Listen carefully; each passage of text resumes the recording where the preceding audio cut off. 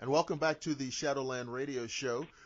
We were successful in our attempt to bring Frank Feschino into the conversation. As you know, you've already heard a couple of episodes with us talking about the Flatwoods incident, and he is able to join us on the line with Alfred Lehmberg. So this is like a fantastic panel type show. Frank, are you on the line?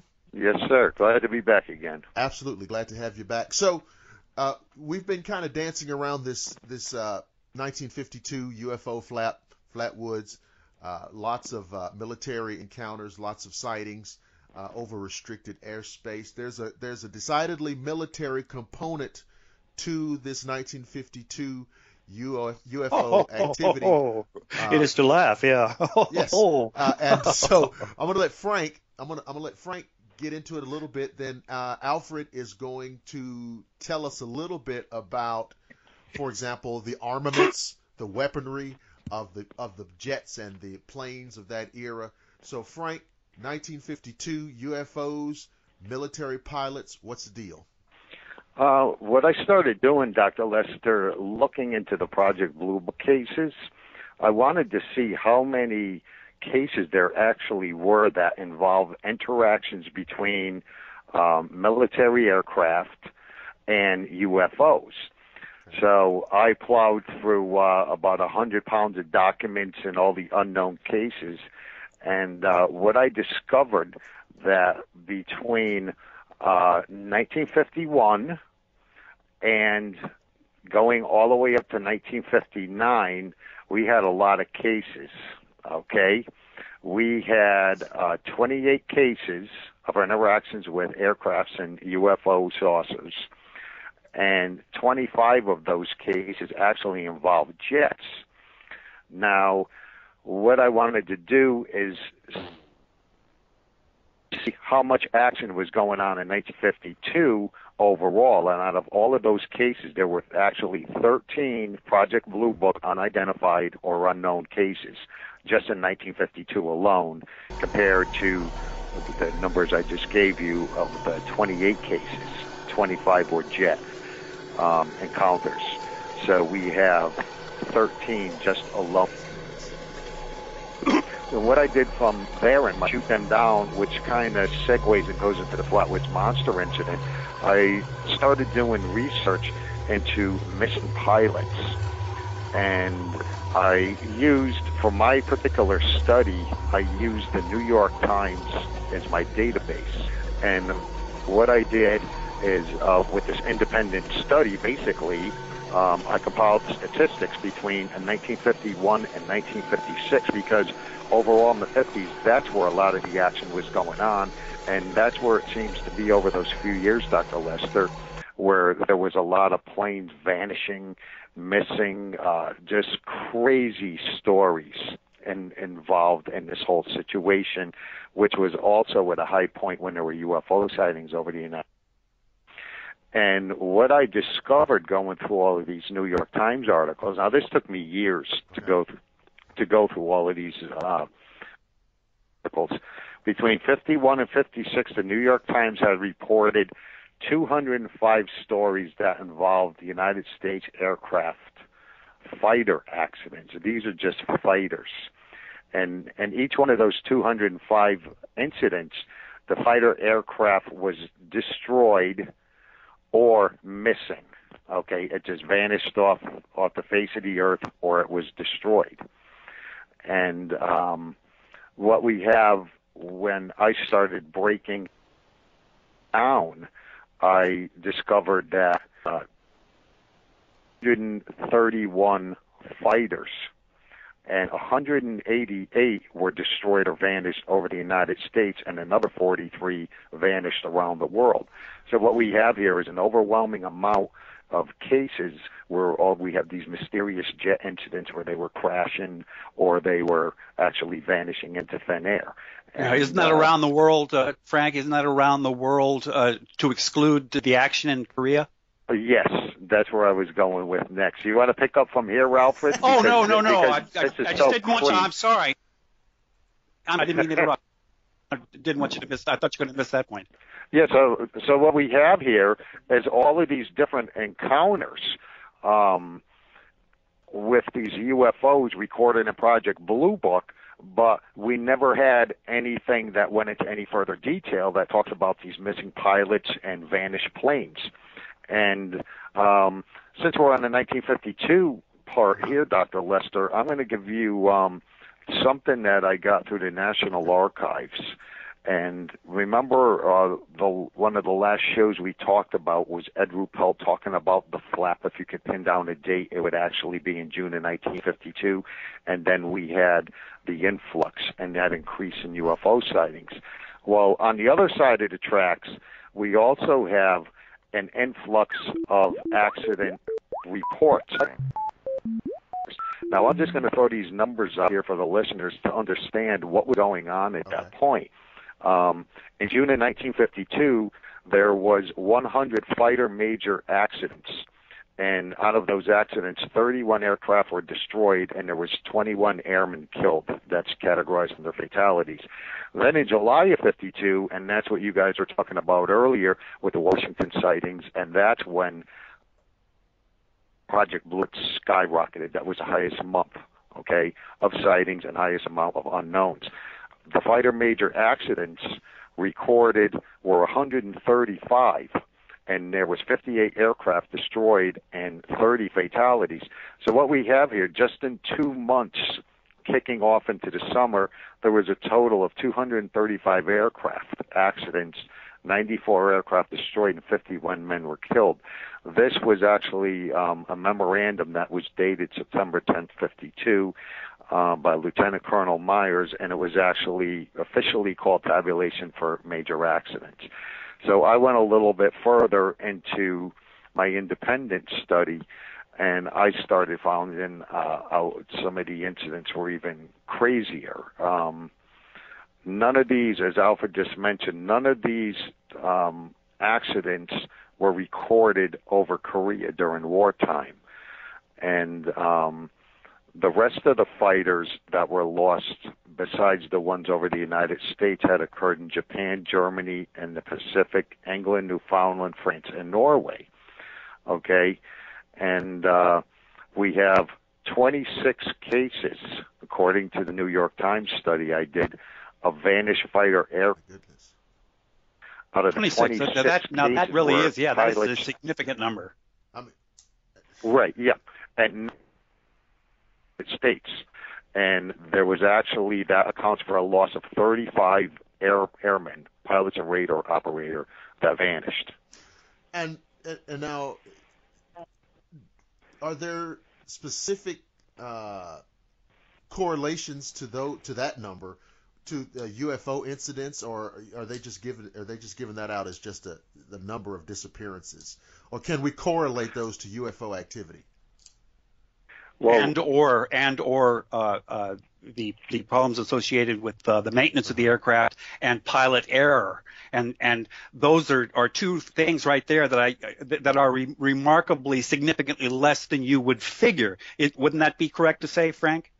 Right. What I did in my Shoot 'em Down book that I published a few years ago is I started making correlations between areas where UFO sightings had occurred, as well as in the same area where the pilots went missing or there were crashes. And I started finding out a lot of crazy stuff, and there was a lot of these incidents where there were UFOs, saucers in the vicinity. I started digging a little bit deeper, and what I found out is that there was actually, of these statistics, this is just by the New York Times, mind you, this was my independent study. Nothing had ever been done like that.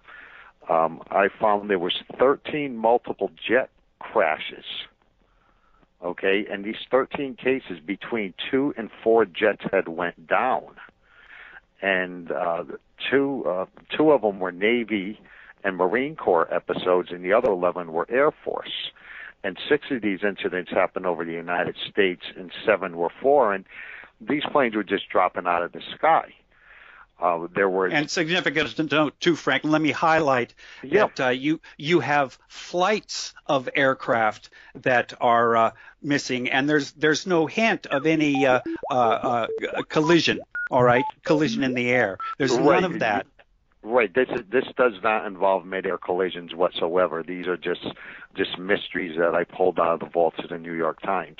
Right. And aircraft, if I may continue, aircraft running out of fuel at the same time which does just not happen in aviation. I'm sorry, that doesn't occur. Especially 3-4 jets at a time just dropping out of the sky, said they were running out of fuel. One particular case I researched in Glastonbury, Connecticut, that took place in 1952. This was on August 5th. Remember, Dr. Lester, we spoke about there was actually 3 weekends in a row. Yep. In July, and then there was 2 in July. We had the Washington sightings. Then there was August 5th, and that was the 3rd weekend.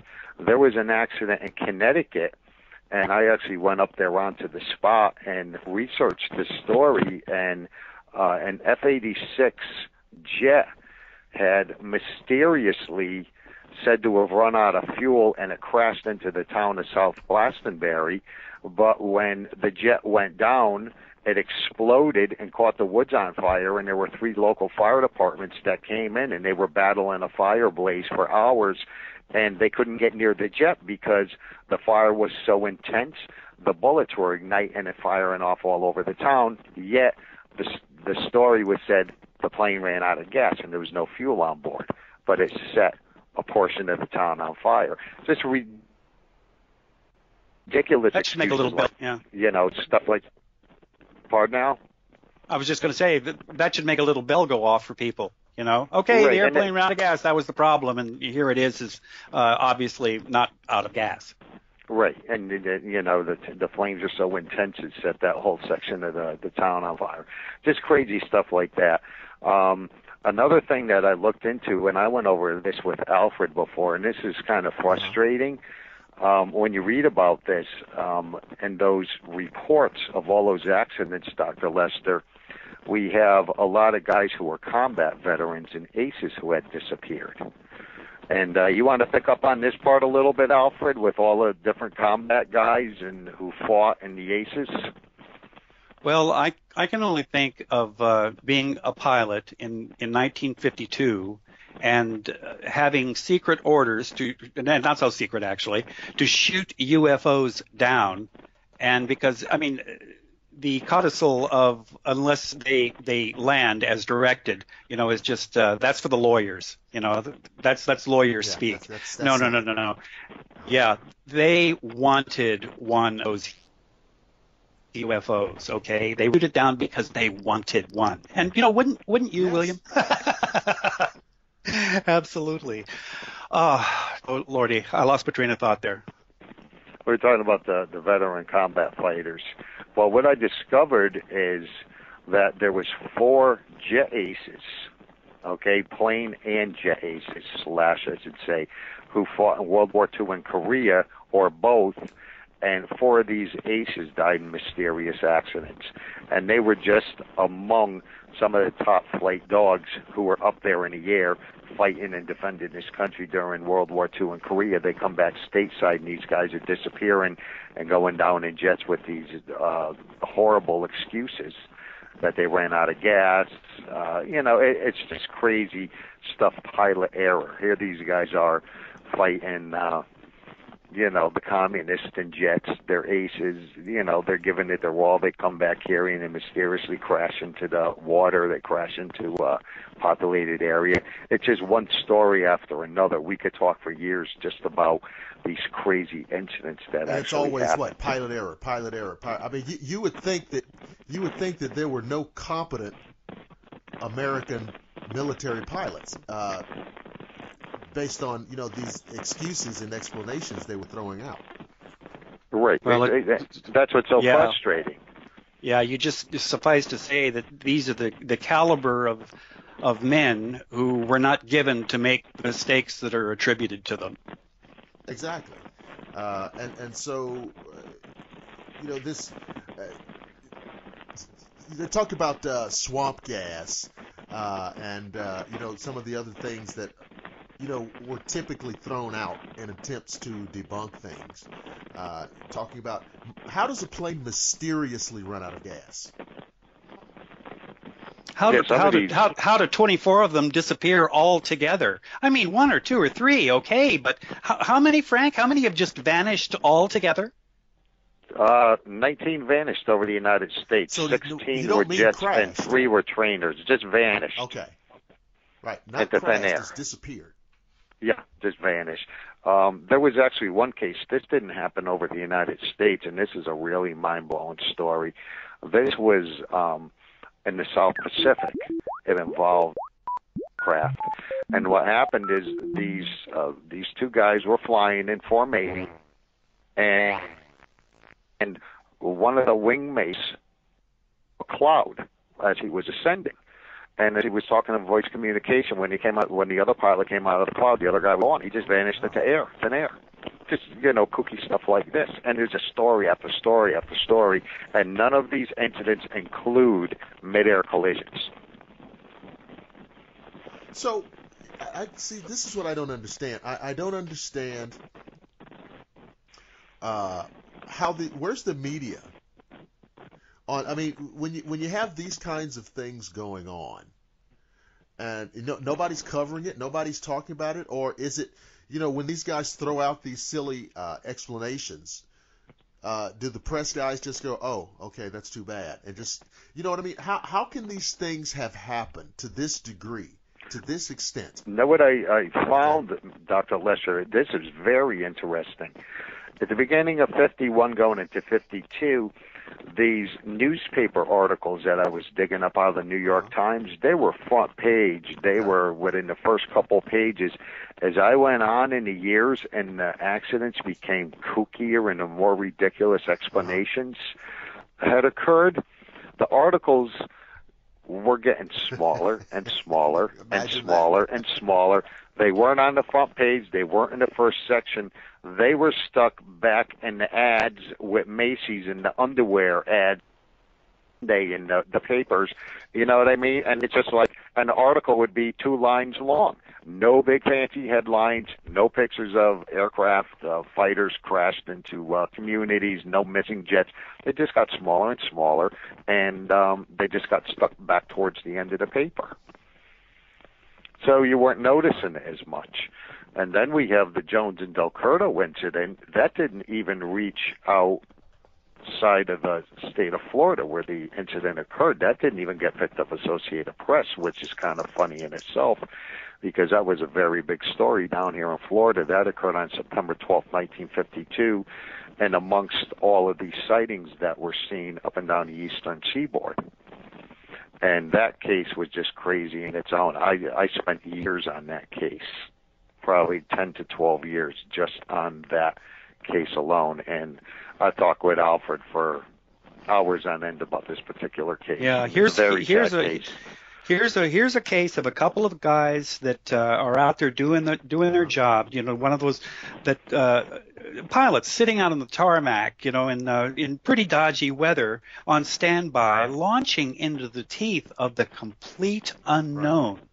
I flew in combat. I cannot imagine what that must feel like. Okay, so these guys launch in what is very well might be the situation. Del Curto and Jones, and they launch themselves into the teeth, and they go out there, and when it's all said and done, they are slandered as incompetence and didn't know what they were saying, and they all pilot error, and just a remarkably sad tale.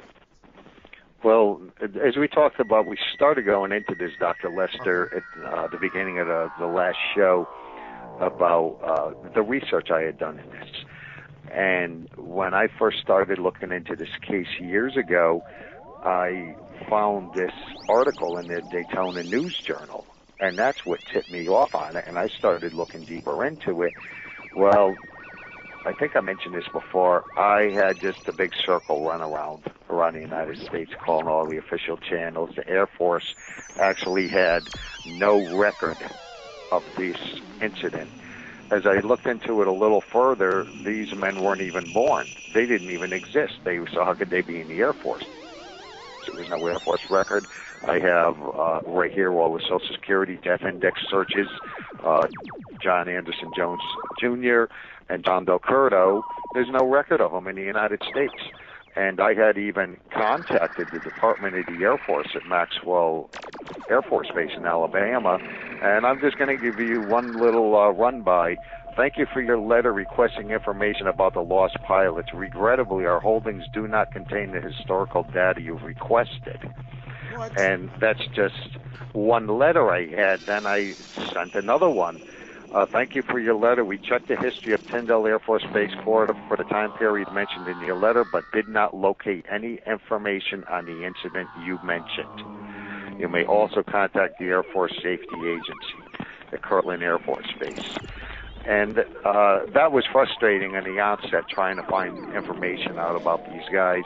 Eventually, I spoke to the older brothers of the two airmen, and one of them had official documents from the Air Defense Command. They were a series of letters that were sent out via Western Union, and he actually gave me copies.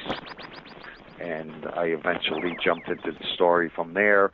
I found all the press news conferences.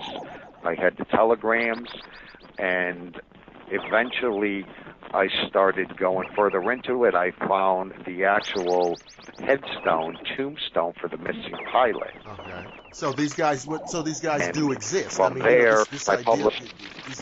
yeah. They do exist, but there was no record of them.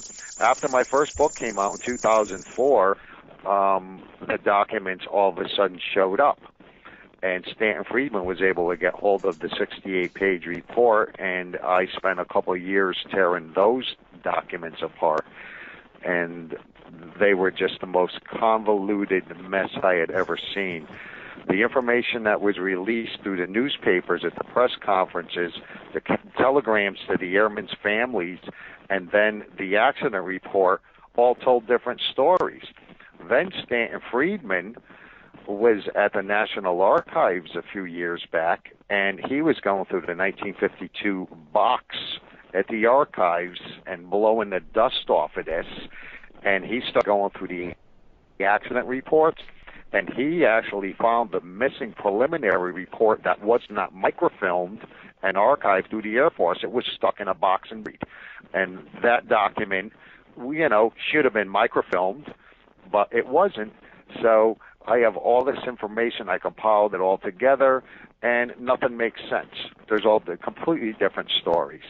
I think I mentioned earlier, the last show, there was actually, in that 68-page report, 3 different times stated that that F-94B Starfire vanished. So one hand didn't know what the other hand was doing.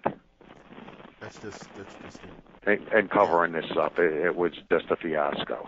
Yeah, and really, this is not something, when you look at all of the, the different UFO cases, the different aspects of, the UFO field, this is something that's, I don't feel like has ever really been adequately addressed. Well, we have all kinds of people arguing back and forth over what's true and what's not, what's real and what's not. And there's no attention being paid to this issue of these pilots and these missing planes and these missing men. And I really think it's a shame. Yeah, it really is. And, Alfred, I'm sure you agree with that. Well, yeah, forgotten is one thing, but slandered on top of that. Now, right. Come on, that's beyond the pale. These guys were just made fools out of. What is in the accident report? And the words that stick in my head when I talked about this with Friedman years ago, Stanton said, "Blame it on the dead guys." Yeah. And that's what they did. They blamed it on the dead guys who couldn't defend themselves. So over the years, all the different military guys that helped me, including Alfred Lehmberg, were speaking for the dead guys at this point, and we're representing them and letting the public know there was a lot of stuff going on. All of these cases were not And, it would have been impossible to say all of them involve UFOs, but there's so many circumstances here that are just off the wall. It makes you think. How many of them really did? A lot of brave aviators. A lot of brave aviators bit the dust over this and are undercover and forgotten as much as any unfortunate still lost in Vietnam or anywhere overseas in any of our adventures. It's that these men are forgotten is a crime. Yeah, I have to agree, and it's all because of its association to UFOs. That you write these men out of history, basically. And I said to Frank on an earlier show, these people have families. You have wives and mothers and fathers and siblings and children, and so just as long as we can suppress and distort this UFO reality, none of those people count. None of those people matter worth a damn, right? That's the philosophy that we're taking. Right, and the average Joe is not going to go out and get these documents and plow through them for years like I did. It's a lot of dissection here. And the people just weren't paying attention. The New York Times articles, like I said, they started less and less and less, getting stuck towards the back of the paper, being shorter, less information. The average Joe was not paying attention to what was going on. And then I went a couple steps further and started looking into these accident reports. And that's what really set me back. It's unbelievable the amount of stuff that was going on in that era. So, Alfred, do you have any more commentary? Well, I know you have a lot, but from your perspective as a pilot, now, when were you? Tell us about your combat experience. I was in Vietnam last part of 70 and 71, and geez, I mean, all that occurred, and it's not that I'm uncomfortable talking about it, but my proudly I can say that a large part of my military experience was involved with counseling younger soldiers, both male and female, and being a teacher for that entire time and being pretty successful at it. I was at the end I was commanding service academies. I commanded the Warrant Officer Candidate School for a time, and these are the things that I'm proud of. And the military is, albeit a necessary thing, even when you consider that it may not be necessary to spend 20 times more than all the rest of the countries in the world combined. I don't know how. I mean, a little late in the game for me to be saying that, but truth has a way of imposing itself without regard to feelings and attitudes, and so with regard to my aviation experience as it pertains to the Flatwoods thing, again, I got to remind the listener about the sitting there on the runway ready for takeoff, launched into the teeth of the complete and absolute unknown. That must be, again, I have no words for that, and my hat's off to those guys for being able to do that. And again, just another illustration of how tragic it is that they're forgotten. Because generally, again, as I said earlier, it's a crazy story. It's a nutball story. It's right out of the 1950s. But following the data, you could discover that such is indeed so, or certainly seems to be. Frank's convinced me, at any rate. Yeah, and then you take into account during the summer of '52, the Air Defense Command released to the public. They were on 24-hour alert 7 days a week for the flying saucers. That's how many sightings actually were going on. It was a daily occurrence. What was reported to Project Blue Book was actually a fraction. When you look back into other books and you start looking through microfilms and Barry Greenwood was so kind, he gave Stanton Friedman, who in turn turned all of this stuff over to me, and I was like a kid in a candy store going through all these UFO sightings from around the world, and only a fraction of them were actually reported to Project Blue Book. And the same thing is about all of these missing pilots.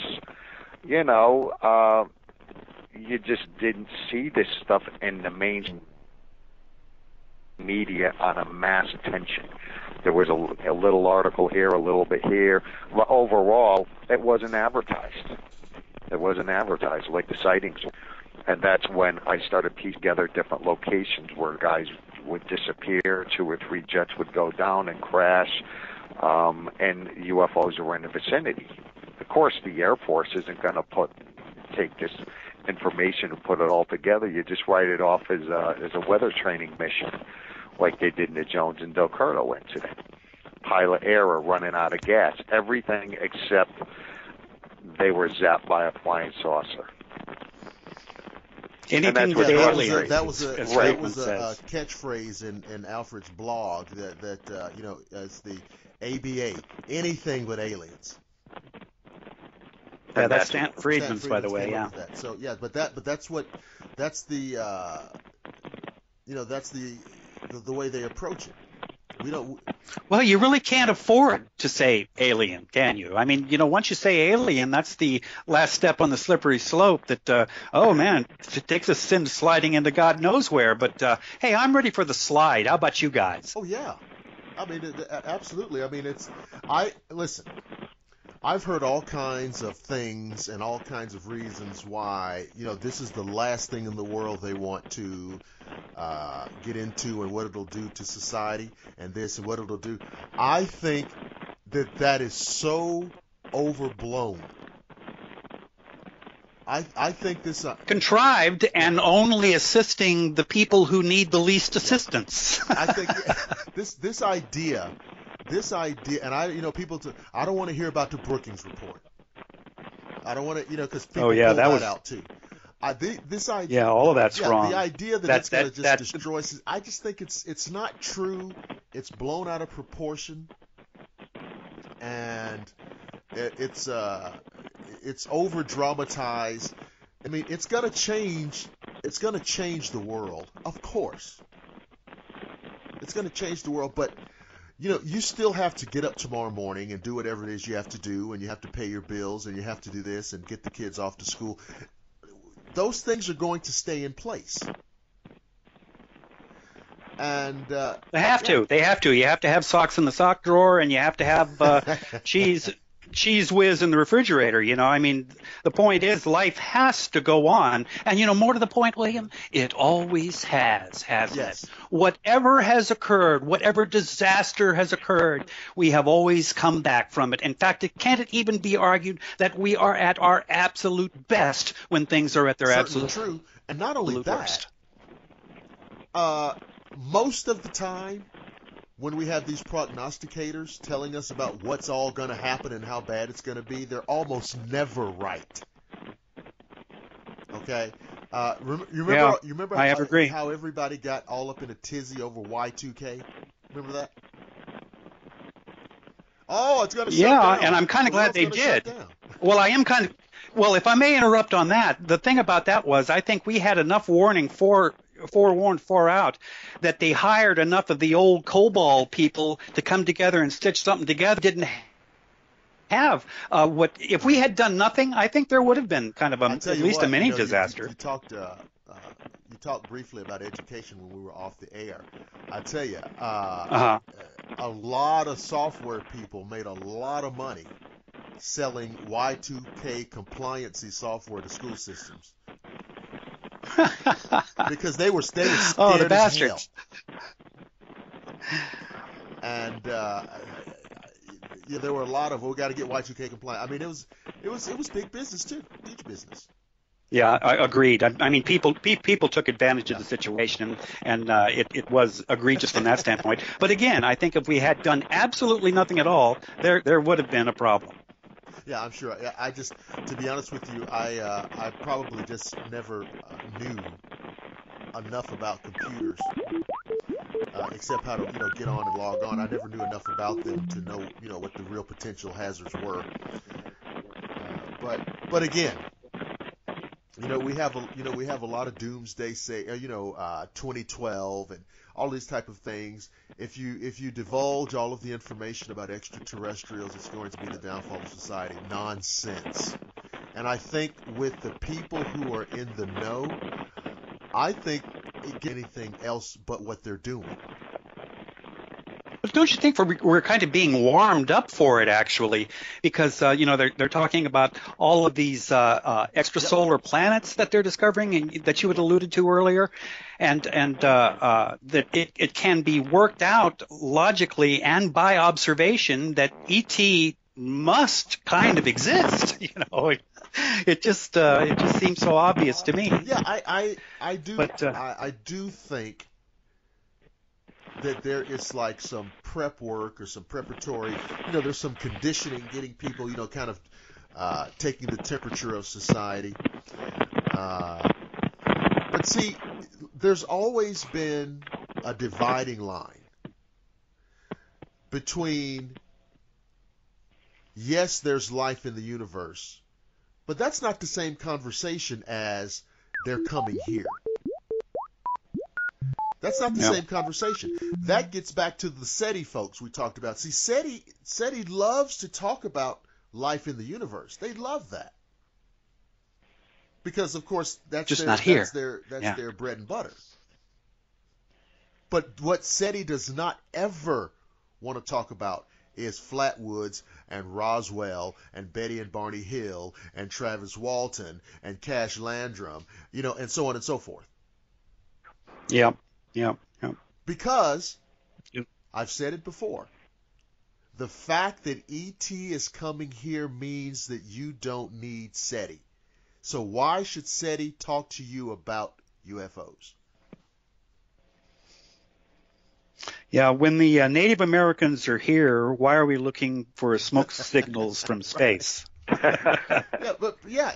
I think that's part of what's going on. And when you talk about aliens, when you talk about ET, and they have some little segment on CNN, and they have somebody like Stanton Friedman on, then they also feel compelled to bring in the obligatory person to say that this is all nonsense. Now, Stanton Friedman is quite able to make a strong case. He doesn't need any help. Never lost. He's very well spoken and knowledgeable on this topic. But why would you bring somebody in to comment on something that they don't study? Doesn't exist. Yeah, that's the. If your mind is made up, as these gentlemen that we're alluding to are, and while they accuse us of the same thing, which is not the case at all, because if my mind's made up, it's because I'm looking at the data. I mean, it's not an arbitrary conclusion. That see, and I think it's always. Let me say it this way. For you sports fans out there,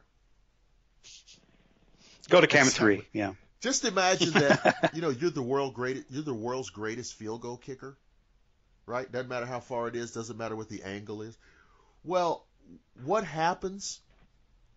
How good are you if they're moving the goalposts? Right? Every time, they move the goalposts. Oh yeah. They move the goalposts. That's what the debunkers do. That's what the SETI guys do. And they do it with that nasty little rubric where they say that extraordinary claims require extraordinary evidence or proof. Rubber baby buggy bumpers, right? Yeah. Right. No, it's just. That statement is just. God bless Carl Sagan, but that statement is just so foolish on its face. Because if that were true, a mundane claim would require mundane evidence, and that's just not the case. Sounds good. That's just not the case. It requires the same amount, but more to the point, it does what you allude to. It allows them to move the goalposts all around. You never get enough proof. There's never enough evidence. With 5,000 trace cases and bulletproof historical observations, about this whole thing for tens of thousands of years. I mean, come on, let's get it up. Roll over and relax. Well, yeah, and so it's almost there's a game that we're playing with each other, and like you said, you move the goalposts because there is significant UFO data, there's significant UFO evidence, and so you have to keep changing the criteria of acceptable evidence, and I never hear debunkers talking about the evidence and the information that we have related to how the military has acted and responded on this issue. You can try and debunk an individual sighting. You can try to debunk a particular case. But look at the long history of the U.S. military and UFOs. Now, if there's nothing to UFOs and it's all nonsense and it's all swamp gas and temperature inversions and all this, then why are military documents choked with references to flying saucers? Because both things can't be true. Yeah, on that note, Dr. Lester, I'm going to throw a nice memo at you and read a quote to you. Okay. In reference to September 52, we know the Flatwoods Monster incident occurred on the 12th. Well, 12 days later, a memorandum from the CIA had the subject, quote, flying saucers. The letter was from H. Marshall Chadwell, who was the Assistant Director of Scientific Intelligence, and in reference to Walter Beadle Smith, who at the time was the Deputy Director of Intelligence.